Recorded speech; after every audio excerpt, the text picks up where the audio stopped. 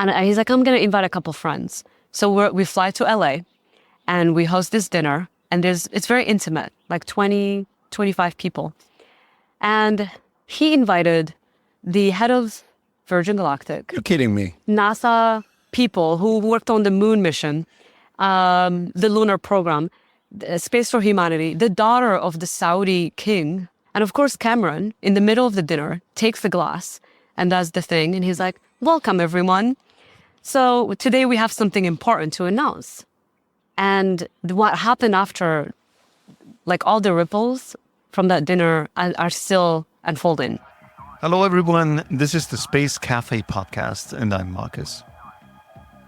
So only recently I meet this remarkable person at a speed dating meeting at an industry event in Marrakesh, Morocco.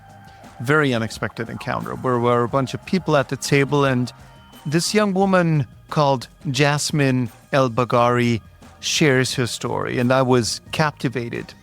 She tells us how she almost becomes an astronaut and now brings astronauts and refugees to the same tables on a global scale, a mission to cool down or help cool down our overheating global societies and to inspire us to see the world through a different lens.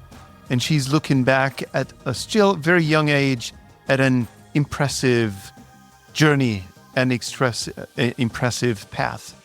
Research at Harvard University, works with the World Bank, United States State Department, the World Economic Forum, Obama's Global Entrepreneurship Summit.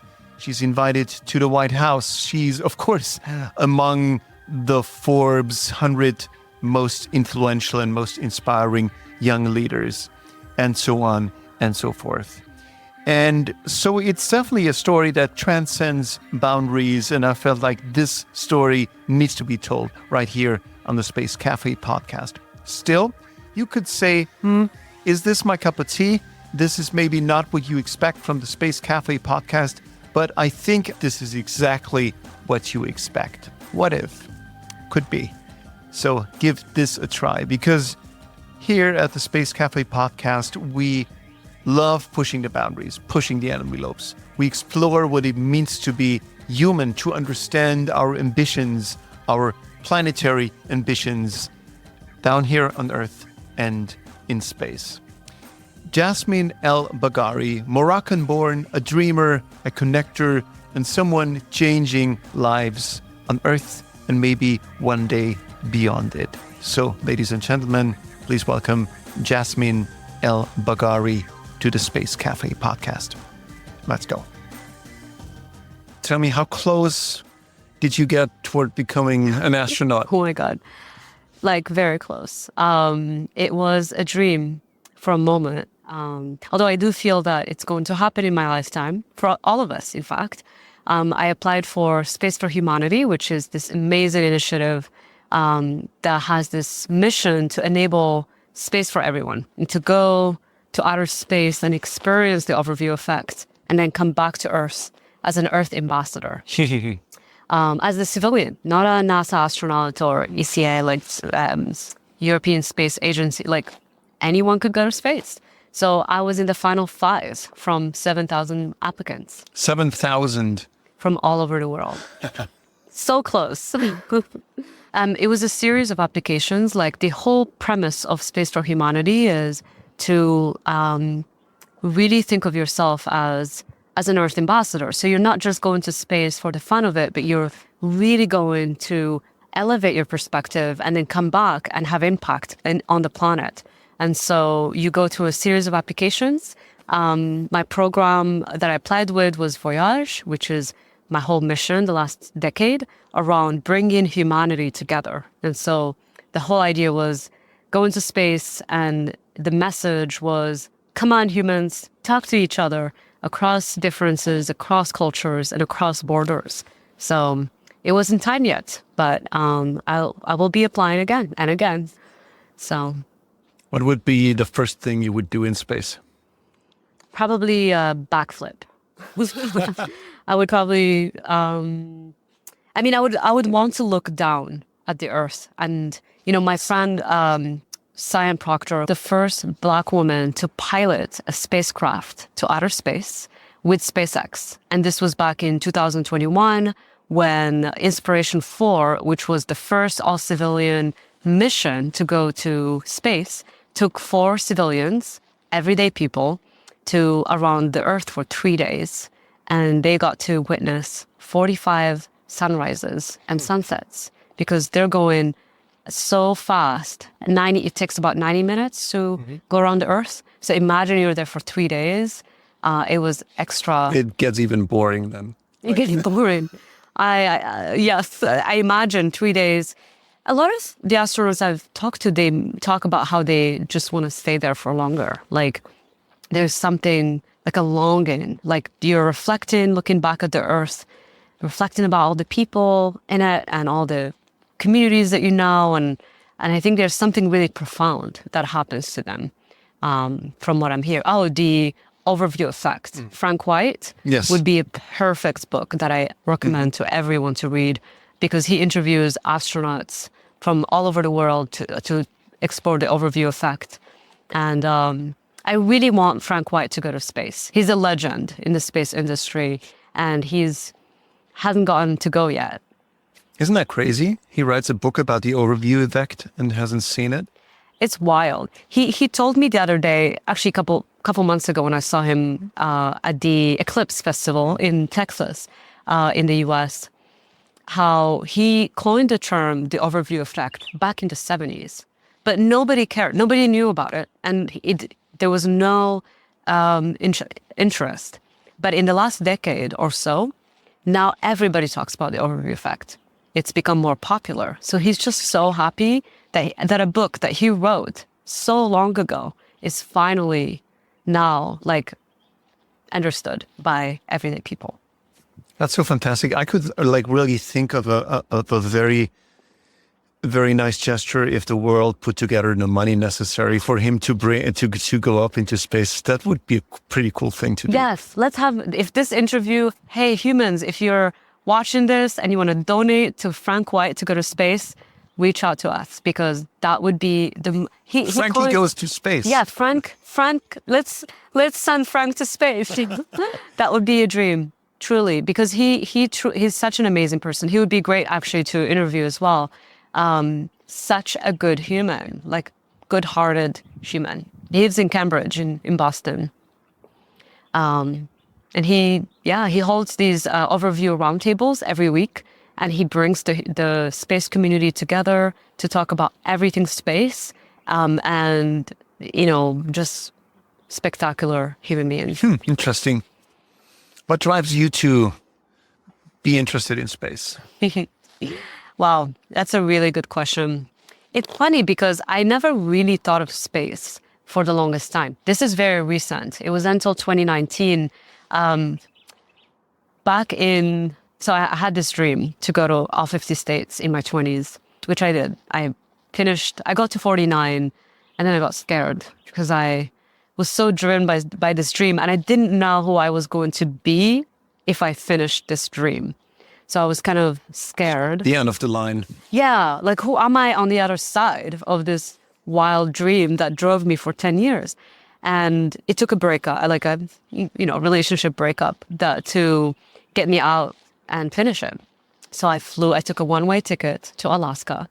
And when I got to Alaska, I had this revelation that one, I was in love with the planet. Not just I love the world. There's a difference between I like the world and I love the world and I'm in love with this planet.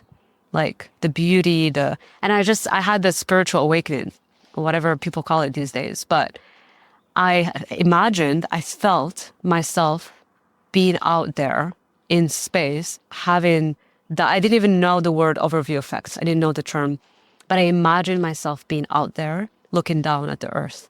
And I actually imagined myself on the moon, being at that point, still today, there has never been a woman on the moon, never been a Moroccan in space as well. So I felt this drive, this new dream of like breaking the barriers. Like, I'd like to go to the moon.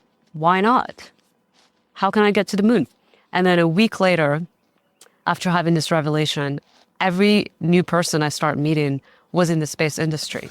Like, it was wild. So It's wild. like they say when you're pregnant, you only see pregnant women, and so Yeah. when you're ready to go to space, you only meet space people. It really is true. Even in Morocco on Monday, I met you. You're in space. It's like everybody I met, for the most part, on Monday here in Marrakesh, in my home country, in the film conference, was in space. They worked on a space program or interviewed astronauts or they knew Science Proctor. Like, wild. I'm like, okay, all right, universe. I'm not doing anything. It's just happening. And Space for Humanity happened. Actually, it's a funny story. It's a good story because my friend Cameron Sinclair, who also is another epic human, I told him about this dream that I wanted to go to the moon. And he said, great, let's have a dinner that we co-host together. And the theme is going to be inner and outer space. I'm like, great, that sounds amazing. And he's like, I'm going to invite a couple friends. So we fly to LA and we host this dinner. And it's very intimate, like 20, 25 people. And he invited the head of Virgin Galactic, You're kidding me. NASA people who worked on the moon mission, the lunar program, Space for Humanity. The daughter of the Saudi king, NASA, was there. Her name was NASA, by the way, who we became good friends. Mona Hamdi, who's like, works on ethics and technology and knew all the space people at Harvard. Wild. I'm just like, very intimate group. And Loretta Whitesides, who I'd love to talk about. She's trains. We had her in the show. Loretta? Yes. Are you serious? Yes. What? Yes. Oh my God. Okay. She's fantastic. Loretta changed my life. So Loretta Whitesides, I can't believe it. That's amazing. So yeah, Loretta Whitesides was at this dinner. Very intimate. Again, I knew nobody in space. This is my first introduction. And of course, Cameron, in the middle of the dinner, takes the glass and does the thing. And he's like, welcome, everyone. So today we have something important to announce. We have this young Moroccan woman who has a dream that she would like to share with all of you. And Markus, it was one of those moments where I'm like, this is insane. Like, I can't just reveal my dream to all these incredible humans. And he looked at me, he's like, Yasmine, come on, you got this. This is your moment. No preparation. No preparation. He didn't even tell me or prompt me he was going to do this. And Anousheh Ansari, first Iranian woman Had her on the show. to go to space. Love her. She's another inspiration of mine. And she was there at the dinner. And I'm just mesmerized. And so, of course, I just share my story, like my 50-state dream and this revelation I had. And Loretta came up to me and she's like, okay, you're going to do my training, like Virgin Galactic training she's been doing. And I went to her program. That's the Spent Jedi time. program. Yes. Have you done it? No, she told me about it. I'd love to do it. You should definitely do it. So I now help with the mastermind every other month with Alex Carl, who's he actually is from Germany.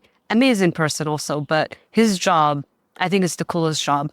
His job is to check in with astronauts every day in the International Space Station to make sure they're okay. Yeah. I mean, the European astronauts, obviously. And I think that's really cool. But he's another amazing person. So I share my dream, and I felt the significance of that moment. I knew that moment of me having a bit of courage to share in front of this group of people. A group of strangers. Group of strangers. Absolute strangers. That's complete strangers. And what happened after, like all the ripples from that dinner are still unfolding. And so even Anousheh Ansari is like, here's my number. You will go to space one day. And if you need anything, reach out. It's amazing. I was just like, as a mentor, as a friend, like woman to woman. And that changed my life. And so that's how I found out about Space for Humanity and applied and went from 7,000 to the final 5. This is a fantastic story. Why do you think those stars aligned? Literally, why? Why is that? What is happening? Who's responsible for that? I mean, Who probably pulls the strings? there's like a force beyond this world that is indescribable. Some people call it God, some people call it Allah, some people call it the universe. And I feel whatever it is, I just, I'm a believer in, like, if you have the right intentions, like the world aligns and creates the pathway for you to walk. And as you begin to walk, as my friend Rumi would say, who's one of the greatest poets of our time, that as you begin to walk the path appears. You need to have that alignment in the heart and intentions and mind. So I felt that way. I feel this way even today. Like, as long as I'm aligned with myself, everything is unfolding as it's meant to be. Is there a method to get yourself on that path, to find that truth in yourself? Because I feel like it's all about finding something that truly drives you, that truly motivates you, or you're sort of losing yourself in something. Is this sheer luck to find something, or can this be initiated? I believe everyone has it in them. And some people are more ready than others. And my deepest hope and longing is for everyone to experience it and move towards it. And I believe it's sometimes just the right encounter, someone believing in you, a story that resonates. But I do believe that it's not luck. I believe it's readiness coupled with motivation and purpose and the desire for something to be different. I'll give you an example, which actually will answer your question about how I got to space. So there's the backstory, which I love, because it's here in Morocco that it started, and it's the moon landing back in 1969. So my uncle Ahmed, who's a very important character in my life journey, he's the one who believed in me, the first person who believed in me. I guess my parents would be first, but he saw something in me.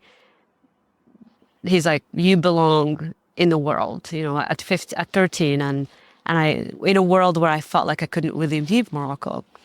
And so he was born in a farm in a small village in Morocco. He had 11 brothers and sisters. There were 12. And his destiny was to become a farmer. That's what you did back then in the 60s. But he was always different. He was a dreamer. He was someone who asked questions, was curious, didn't want to follow the traditional path. But it didn't really, in the setting that he was in, it was really challenging.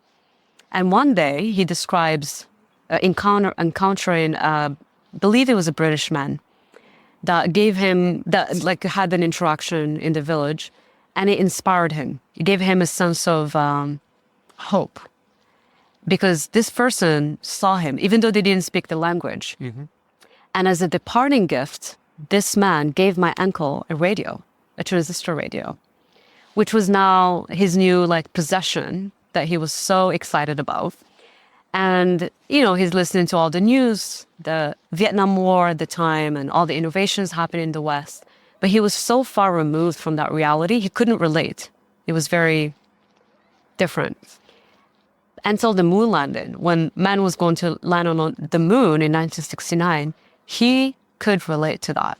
He could see the moon, he could feel it, he could experience it. And he was so excited. He went back to the village, told all his friends and family. They thought he was crazy. Nobody believed him. But he believed in it. He believed in the story, which became the beacon of hope for him. Did that trigger anything for you, for your vision, to make your vision become a reality? Yes, it became more possible because I suddenly met a crew of humans in the world who deeply care and understand this idea of interconnectedness and peace building for humanity, and having that perspective. And so I found a lot of similarities with the space community similar to like the peace building community, this notion that there are no borders, right? Like astronauts talk about this, like when they are up there, they don't see any borders. There's just one planet, one world. There's no division. For me, space represents this invitation to expand your perspective, to think outside of this very small box that we often live in, whether it's at a country level or a community level. It's like to remember that there are other tribes, other communities, other perspectives, other belief systems, other religions, other ways of life, and to stay curious and open and to look at it as like, oh, that's interesting. Let me learn about that. Or instead of, living in judgment or fear, to be curious to something new and different, because it expands us as humans. And so that's what I found in the space community. This childlike feeling. People I find in space are they still have that like curiosity, that deep curiosity. Yeah. Tell me about those folks you met at the dinner. You met Loretta, you met someone from Virgin Galactic. So tell us about those folks. I mean, there's so many wonderful people. Anusha Ansari self-funded her trip to space and went with the Russians, which was really cool. Her book is amazing. I'm forgetting the name of it, but I believe something dreams. Something has dream in it. I'll find the name as well. But it's a great book because she came to the United States very young, didn't speak English, but was very driven to learn and physics and math, and eventually her dream was to go to space, and she did it. She became the first Iranian woman in Middle East, from the Arab world, to self-fund her voyage to space, and what that inspired in future generations and the young people across the region, and she's still doing a lot of amazing work with the X Prize and making. They funded, I believe, what became Virgin Galactic, like early on. And so many other people. And this was also the moment when you got in touch with the Space for Humanity. Space for Humanity, idea. Yes. Mm-hmm. Tell us a little bit about that. Well, I mean, it was when I shared my dream in the space, someone, actually it was Loretta, who said, oh, you should meet Rachel Lyons, who at the time was the executive director of Space for Humanity. We then became soul sisters. She's amazing, like young woman who was leading this initiative, sending people to space. I found out about the program and I applied, and I didn't think I was gonna even make it to the first round. But then I did, and then that gave me even more confidence. And then it's the second round and the third round, and then you're in the final interview process of like your weight and your height, and are you fit to go to space? And we have a little visitor. Yeah. And the woman who ended up actually being selected to go, Katya, is an incredible young woman who became the first Mexican woman to go to space. And she's on an incredible journey now, changing policy in Mexico to make space more accessible. We also had Sarah, who became the first African woman, Egyptian woman to go to space. And she was the second person selected to go. But, it didn't matter, like whether I go or you go, or it doesn't matter. It's like it's the opportunity to, I think when especially people from developing countries start to go to space, it really opens up a whole spectrum of possibility for people in that country and the young people. Tell us about the selection process. What does it take for anyone to go into space? What is it that you're tested for?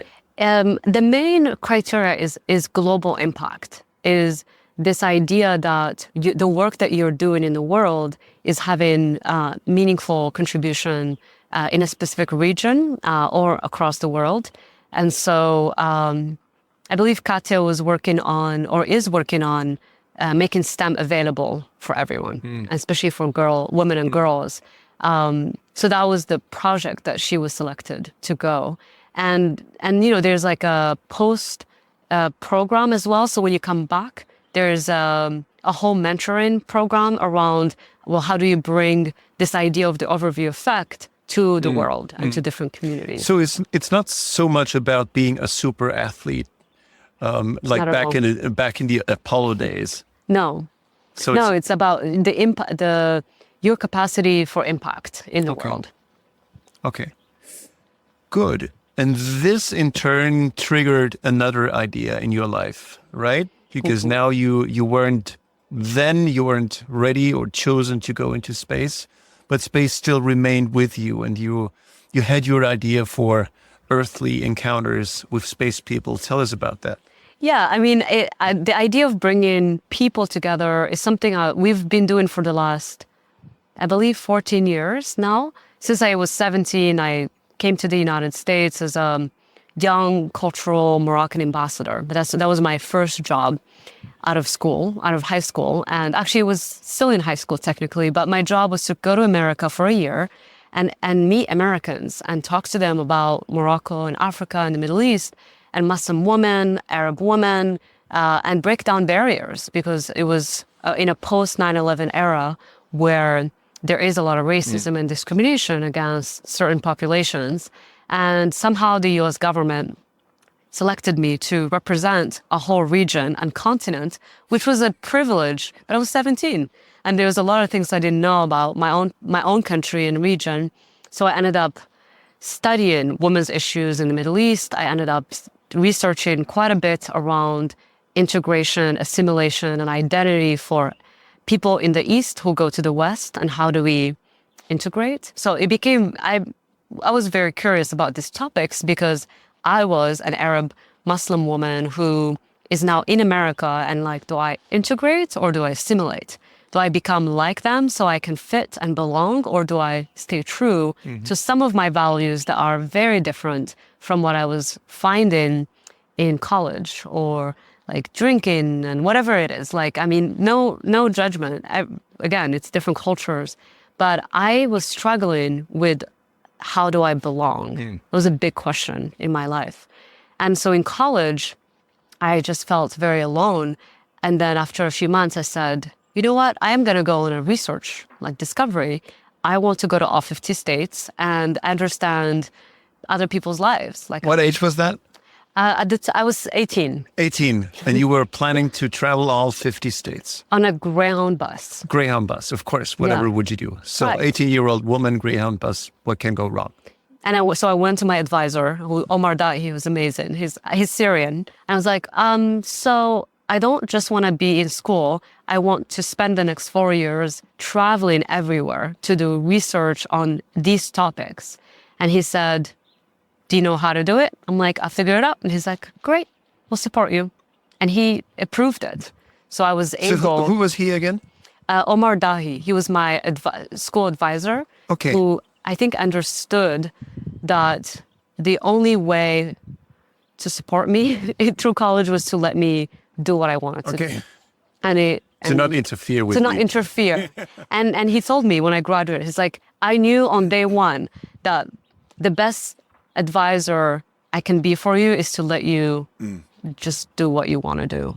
And that's the biggest gift until today that's been offered to me, because had I followed the more traditional educational system, I wouldn't have been able to do what I did. And that's why I'm 31 and feel like I'm 150 years old. So tell me again, so you're 18.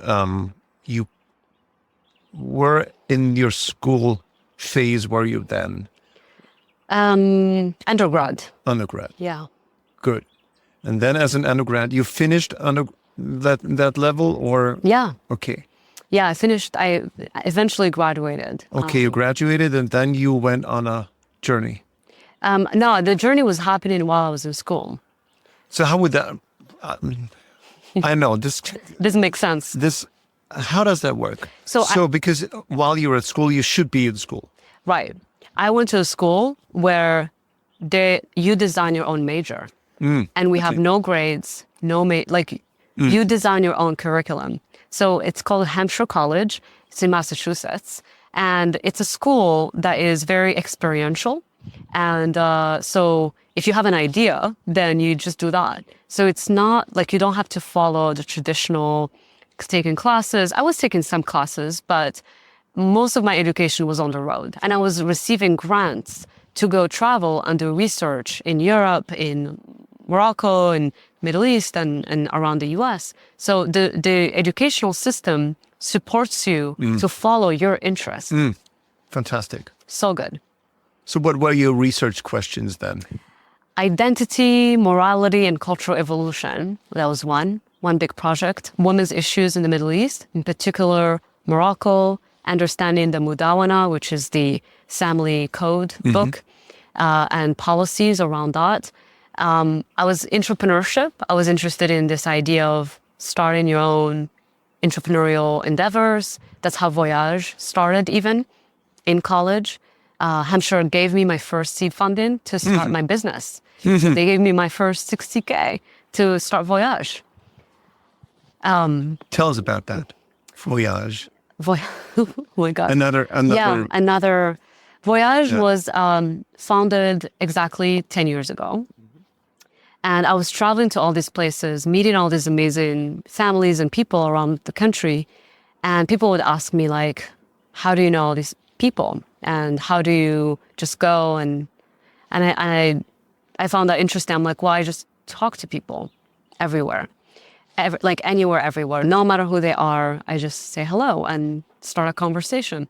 And I realized that people didn't do that. I thought everyone did that because the naive in me was like, oh, like we are one big family. And I realized it was not common for people to just go and meet people on a bus, on a train, on a plane, at airports, in the streets. And I don't know, I had a very natural way of connecting with people everywhere, and not just connecting with people, but deeply connecting with people.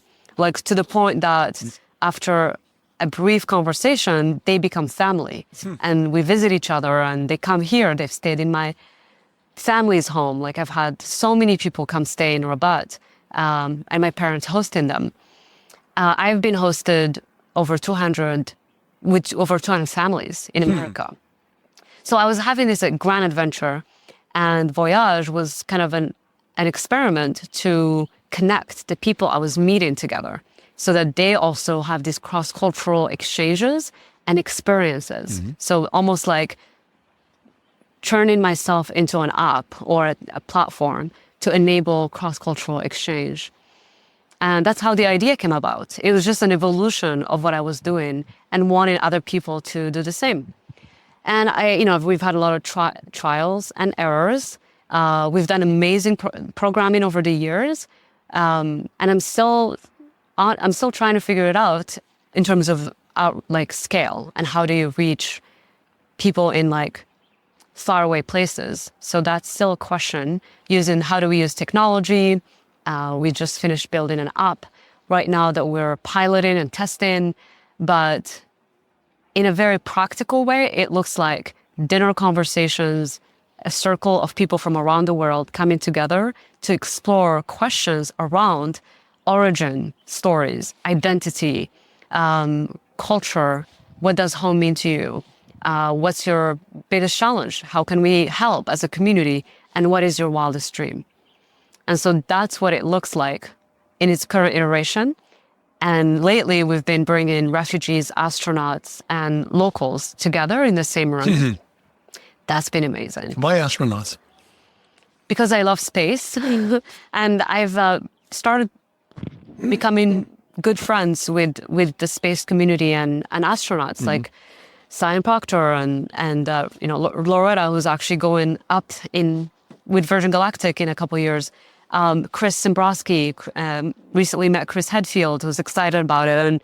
And so it's been this, it was just simply that I felt this resonance with astronauts who really got the Voyage mission at the core, this idea that we're all one, that we're all one family, and they just got it. And therefore invited them to join these dinners, and they all said yes, which is really cool because... So who is selected to participate in such a dinner? And how do you select those folks? So you have an astronaut, okay, but how about the refugees? The refugees. So the one example I can offer is the one refugee dinner we did, refugee astronaut dinner, about a month ago in Kent, Washington, which is about an hour from Seattle. And I was having, actually, the backstory is I was having a conversation, catching up with Chris Simbrowski, who's, I believe, named Hanks on the Inspiration 4 mission. And he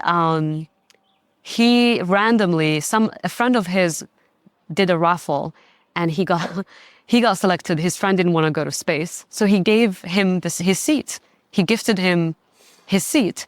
And so Chris was like, sure, I'll go. I'll go to space for 3 days and change his life. Mm-hmm. So I met Chris through Loretta, actually, because Loretta brings us together in many different ways. And we became friends. And we talk a lot about, peace and like challenges in the world. And I was telling him that I was having a conversation with World Relief, which is a resettlement agency for refugees in America. Actually, global. It's a global organization. And we connected and we decided to collaborate and do a dinner for refugees in Kent as part of their integration and like a welcoming experience. So I'm having a conversation with Amy about this, and we're planning this dinner. And then an hour later, I'm having a different conversation with Chris, telling him about this amazing nonprofit I just met called World Relief, based in Kent.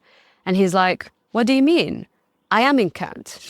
Like, I work for Blue Origin, and Blue Origin is in Kent. I'm like, okay. Well, how would you feel about bringing refugees and the space community together, and you can share about your journey in outer space as part of the dinner? And within weeks, Blue Origin was involved, Club for the Future, which is their philanthropy arm. And we invited employees and refugees and then Voyaj ambassadors who flew in from across the country to be at this dinner. So it was like 40 people in this big circle having dinner. Oh, and this amazing chef, Maya, who was learning ingredients about the different cultures where the refugees are from and designing a menu to create this incredible feast based on the different countries. So we had like Afghan, Moroccan, like a fusion. And and she just offered that as part of her gift and contribution. And it got sponsored by McKaylee, this amazing young woman who heard about the dinner and she's like, can I sponsor it? And like, yes. And that's how it happened. It was very co-creative.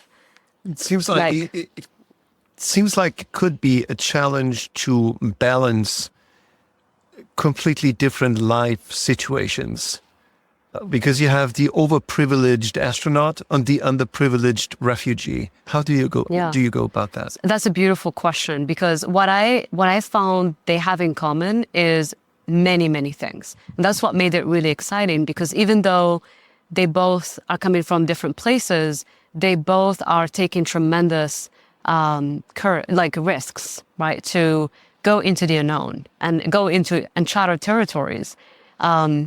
Refugees are leaving their homes without the promise of returning home. Astronauts are also leaving the planet without a promise of returning. We've seen tragedy happen in the past, so it's a huge risk. I mean, it's not super safe to go to space, and it's a huge risk when you get on that rocket that you might not come back, and you know the risk front and center. So I found that to be interesting, that courage and that risk taking to go into the unknown that only few people have gone on in our lifetime, and tremendous amount of resilience. Both refugees and astronauts have this, like, they're very present to like their life experience, and they have this resilience that you can actually sense when you're talking to them. You feel like it's an honor to meet a refugee and hear their story, and equally important to meet an astronaut and hear their journey. Because again, there's like 117 million refugees in the world, about 3.7 million only in the United States. So a lot of people don't have a chance to meet them because they tend to be with their own community. And this initiative is trying to bridge them with the other communities in the US that are well established to be able to create new pathways for hope and inspiration for a better life in their new home. So you got about, I don't know, how many are participating in that dinner? About 40. 40. So you got 40 out of 170 million people. So how can you let that snowball? That's a beautiful question. The simple answer is, if you are interested to be an ambassador of this way of bringing people together, the Voyaj way, we have a guidebook. We have a way to empower you and give you permission to host a dinner in your hometown. And it doesn't have to always be refugees and astronauts. It could be scientists and non-scientists, or like musicians and artists, and it could be any group that you want. But with this idea of breaking barriers and having different perspectives in the same room. So so the Voyaj, there's an app that you can sign up on, and you can create an experience to invite your local friends to join. So you can do one in Vienna even, bringing people together. And you then get connected to the Voyaj community around the world. And so that's kind of the format of how we're doing it. Are there any memories that stand out from such dinners between astronauts and refugees? Any stories you would like to share? Yes, there's so many. My favorite one is when some of the new arrivals, which I prefer, refugees, new arrivals, newcomers are all different terms that we use to dignify I don't like refugees, but also it's how people understand it. But I really like new arrivals because it's this idea that we have this new group of people who are arriving in a new country, and how do we welcome them? How do we ensure that they have a meaningful Moroccan welcome? Like with tea, like the one we had on Monday. Just so it really shifts your experience, like how you're welcomed in a new place. But problem is these days we're not deliberately not welcoming people anymore. Yeah. Because we're shutting borders.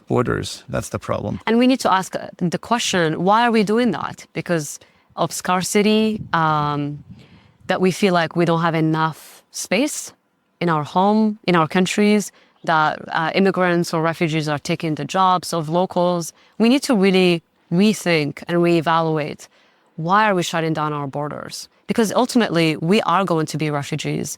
It's just a matter of time. My friends in Southern California yesterday lost their homes, and now they're refugees. They don't have a home. So it's climate refugees, not just war refugees. And it's happening more and more. And it's going to magnify more in the next couple of years with climate change. And so we might think it's this problem over there, but it's actually happening domestically. It's very powerful. We will always be refugees at some point, because now we're driven into that situation by our own climate changing activities. But mostly, some smart person once said, we're strangers almost in any place in the world, because we just have our teeny little home, but whenever we go somewhere, we are strangers. Mm-hmm. So that's a powerful thing to think about. But yeah, but anyways, so you're trying to snowball this through this app and whatnot into turning it into a powerful network. I'd love to hear how the astronauts reacted, or are usually reacting to the refugee stories, because I just want to find out how the power dynamic works in such a dinner, because I would fanboy an astronaut, I think. But are there fanboying moments in the direction of refugees also possible? So I'm just trying to find out is the astronaut taking something away from those conversations? Oh, absolutely. I mean, it's been really beautiful to experience it's almost like the astronaut understands the responsibility that they carry when they come back from space. And that it's almost like a duty and responsibility to show up in that way. And they want to. They want to because they've been blasted into the universe. They've fallen in love with the planet. They want to contribute back to Earth in meaningful ways. And most of them do. Most of them are doing that.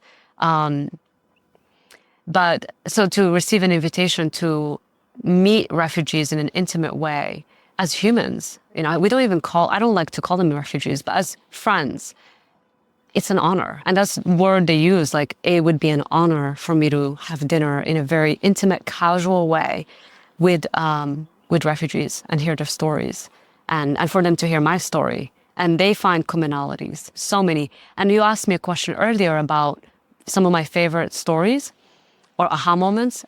It's been that in the circle, we ask people, what is your biggest challenge right now? What's your origin story? Where do you come from? So that builds trust and coherence and harmony. But then we ask, what is the current challenge that you're experiencing right now and you would like support with? And then the last question is, what is your wildest dream? And we specifically use the word wildest because we want people to dream imaginable dreams. And what we find every time is that someone's dream and someone's challenge are correlated, one and the same. Someone's biggest dream or biggest challenge is like integration or, finding community, or one woman was to become like a well-known architect. Sarah built the metro station in Turkey, which is amazing. And she's a Syrian refugee, left Syria to go to Lebanon, had to flee Lebanon and then go to Turkey, and has faced discrimination throughout. Took her 12 years to get her asylum status in the US. Eventually got it with her family. And now she's here in the US and she wants to just do architecture. That's what she studied and that's her dream. And then someone in the room was like a really well-known architect and connected the dot. And that to me is the power of these dinners, because you never know how what you feel like is unreachable is actually right in front of you. But you have to have the boldness to share your dream.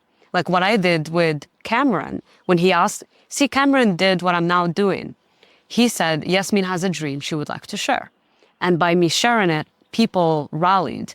It's the same thing that happens. You have a room of 40 people who are all listening to you. And so we create a safe space on the floor with Moroccan rugs. I bring my teapot everywhere. I literally carry 4 rugs across the country with me, a duffel bag that has usually 40 pillows. People look at me at airports. They're like, what is happening?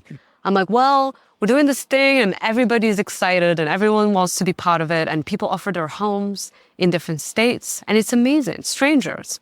We're like, well, if you ever want to do something in Alabama, I have my house open, or my house in, Ojai. Or it's been incredible to see this is all of us. It's not just these 40 people or these, last month alone, we brought 190 people together across 7 cities in America. It was wild to do that in 1 month, but it was an experiment. I'm like, let's go for 1 month and go to all these cities and see what happens. So I have a lot of stories. So does that need a host, a moderator, so to say, a dinner? You need a facilitator, someone who is going to hold the space to ensure that everybody shares in the room. You need a home, so you need a host, someone who can open. We love home settings because being in someone's home is very intimate. And for new arrivals, they get to have an American experience in being in a beautiful house or a beautiful home. But surprisingly, churches have been opening their homes. Like their church, like we've had, the Kent dinner was in a church. And they had a kitchen, and we had chefs and refugee chefs, sous chefs being involved. And So we love homesteadings. I mean, this space right here is perfect. I could do something here. And we've done things here before. But I mean, it's a home and a facilitator. Food is always nice because people get hungry when you're sharing so deeply. Tea, ongoing tea, and music as well. So we'll have like someone playing al-oud, Moroccan, Arabic, or international. It doesn't have to be, I'm going Moroccan because I'm Moroccan, but it could be a Spanish influenced dinner. It could be Mexican, cultural experience. So it doesn't just have to be Moroccan. I like it because I'm from Morocco. So it's my way of sharing my culture. But we have dinners that are also multicultural. So it's quite the opposite of what social media is about. Yes. Yeah. So it's the analog version that's a lot more powerful. That really works. It's what we're having right now. Exactly. Although I feel like I have not asked you any questions, so I'm slightly embarrassed. Because usually I'm the one asking questions. So thank you for being so kind. Fantastic. I think what you're doing here has a huge future. And I think so because we are living in a very transitory phase culturally with the arrival of artificial intelligence, invading almost everything we have socially or private homes and whatnot. And so it seems like with artificial intelligence being able to replicate almost anything, we're losing the places where we can feel safe and where we feel trusted. So anything that's happening on the internet makes no sense anymore in times of artificial intelligence because there is no trust behind it anymore. I do not know what I'm confronted with. So I think there may be a huge revival of the analog in the future, what we're having right now.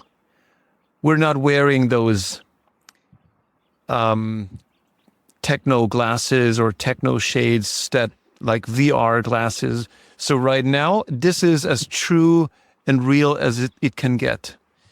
And maybe in times of hyper technology, this is what humans will be looking for, the real experience. Mm-hmm. And this real experience is a local experience. It cannot be global anymore because it can only work if we sit next to one another. So I'm not advocating for the disappearance of the internet and technology, quite the opposite. But still, I think there's two paths. Now we're bifurcating in two ways. We will have an AI-driven whatever world that is, but at the same time, we will cherish and appreciate profound analog experiences. Mm-hmm. That's what I think. I love that. Yeah. I mean, the analog, that's part of the space, like almost every astronaut has to go on an analog mission, yes. Right?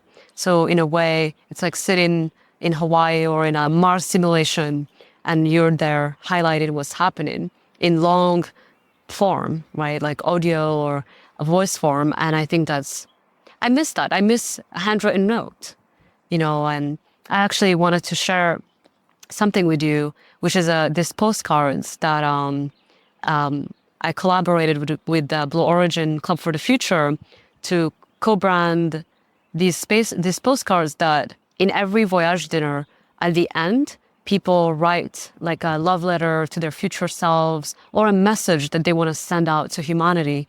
Then Blue Origin sends it to outer space on a rocket ship and then mail it back to your home. And it's a very simple activity, but what it does, one, it sparks inspiration of like, oh, I get to have a physical object that is going to fly to space and come back to me. We're not polluting the space because it's coming back to Earth. We're just putting it in a box. But it has this significance. And so I'll make sure to give you a postcard before we leave today because, the messages that we have received so far are really beautiful and very simple. Oftentimes involves around peace and love for the world, or space for everyone, or no more wars. Very simple messages, but holds value, and you see that it's universal. No matter what country or state that we do this in, people want the same thing everywhere. It's as simple as it gets and as difficult as it gets. Fantastic. Yasmine, if the call came right now, we got a ticket for you to go into space, I guess you would go, right? Oh, yes. I can't wait. I mean, it's going to I feel it. It's a matter of time, but I'm ready. Any I'm limits? preparing. Would you go to Mars? Just I the moon? actually have no interest to go to Mars. I only want to go to the moon. I mean, I'll go to like the Blue Origin, but like 11-minute ride, which, you know, you still get to experience the overview effect. I mean, I don't know if this will happen or not, but I was gifted a seat with Worldview, which is like, do you know, space perspective Worldview? It's the balloon ride. Essentially, more of a... I think I saw them at South by Southwest 2 years ago. Yeah. When they set up their capsule Yes. on the ground, and you could experience it on screens. So what the ride will be like. So that's a really cool innovation in space, because the idea is you go to the edge of space, about 100,000 feet view, and you still get the overview effect, and you're there for like 8 to 12 hours. Space Perspective just successfully did their test, which is awesome. Of course, Richard Branson will be the first to go on this ride because that makes sense, because he did the whole balloon not space balloon, but the other balloon with Virgin a long time ago. That's actually in Marrakesh. Do you know the story? It's a great story, No. but he went from, I believe, England to Morocco on a balloon, and he landed in the Atlas Mountains and fell in love with the region, and his mom wanted to contribute to the region here, so they started the Eve Branson Foundation to help empower girls and women in the region. And he told her the only reason we would buy a hotel here is if you help the community.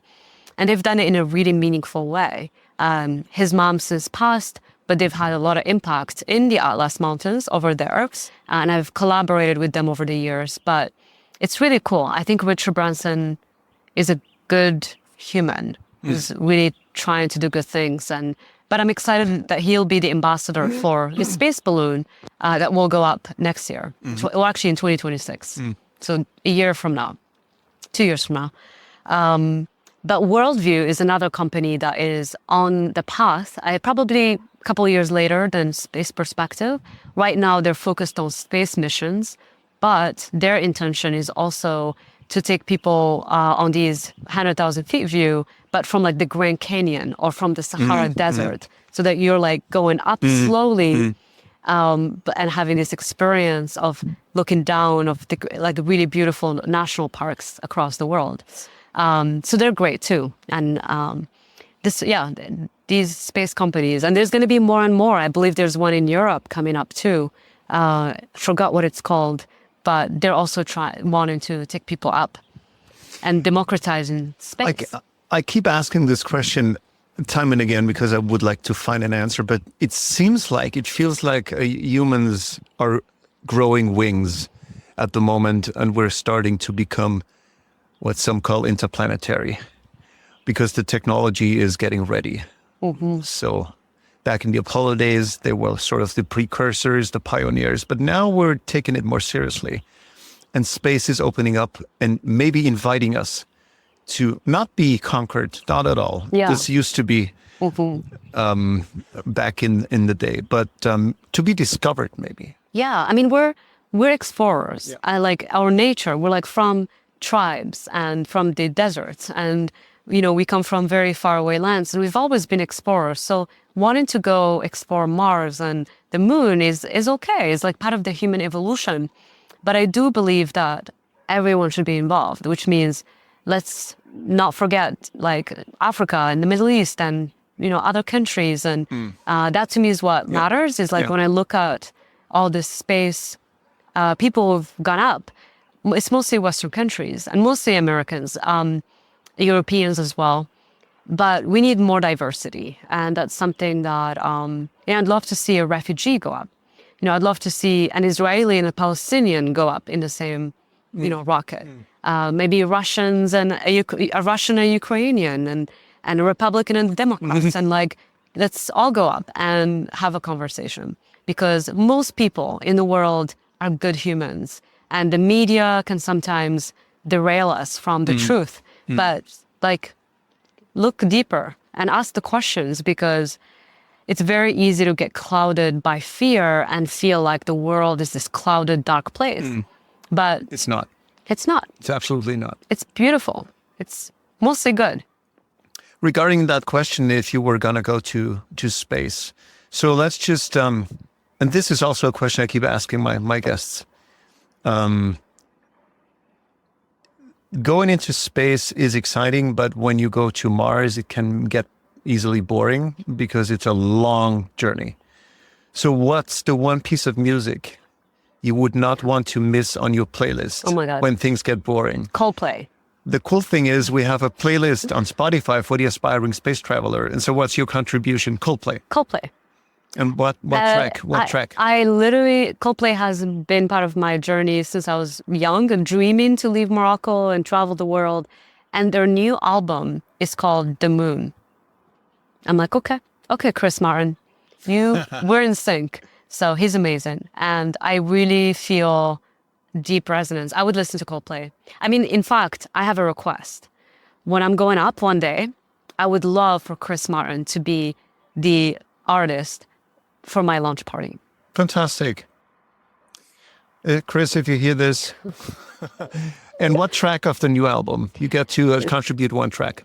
It would be, there's one called The Moon, I believe, which is their main song. Okay, good. In the new album. Fantastic. Last question, Jasmine. This is called the Space Cafe Podcast, although we're drinking tea right now. It's a coffee place. We're evolving. Control. And in coffee places, and then energize yourself with an espresso, a shot to energize yourself. Now, I challenge you to share an espresso for the mind with me, a shot of inspiration, whatever kind of topic you want to pick. Anything? Anything. Seek first to understand, and then to be understood. That's deep. Stay curious and open. Fantastic. And you'll be understood. Yeah. Hey, Jasmine, thank you so much for that conversation. Thank you. Really appreciate Shukran. it. It's been a pleasure. And to our next cup of tea, maybe here or maybe on the moon. Great. Fantastic. We're through. Yay. That was amazing. That was so cool. Thank you, everyone, for listening to this. I have to admit, I also like to travel, and I'm completely sharing Jasmine's open-hearted and open-minded view of the world. Whenever I travel, no matter where I go in this world, I only meet good people. So perhaps this is what I'm experiencing. I see a different world than the one portrayed in the media. If you like what you hear on the show, if you like this episode with Jasmine, why don't you share it with someone you like, with someone you feel like could benefit or appreciate listening to this?